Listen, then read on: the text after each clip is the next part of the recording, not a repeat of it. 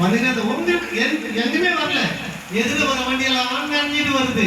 நாங்க பார்த்துட்டே வந்துருக்கிறோம். உள்ள வந்தவங்க தான் ஒரு சிறு தூரல் வந்து நின்றுச்சு. கர்த்தருக்கு ஸ்தோத்திரம். ஹல்லேலூயா. 16ஆம் அதிகாரம் சங்கீதம், அதாவது 1 சாமுவேல் 16 படிங்க. அபிஷேகம் தாவீதுக்கு கொடுக்கப்பட்டது.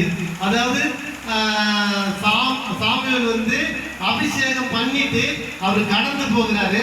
இப்போ அவர் பெற்ற நன்மைகள், அபிஷேகம் நம்ம கண்டிப்பா ஒருத்தர் பெற்றுக்கொள்ளணும். அபிஷேகத்தினால் நுகங்கள் முறியும்.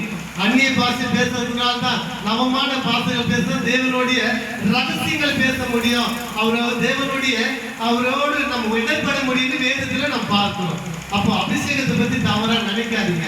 அபிஷேகம் பெற்ற தாவீதினால்தான் அநேக நன்மை பெற்று அந்த தேசத்துக்கு ஒரு ராஜாவாக முடிந்தது.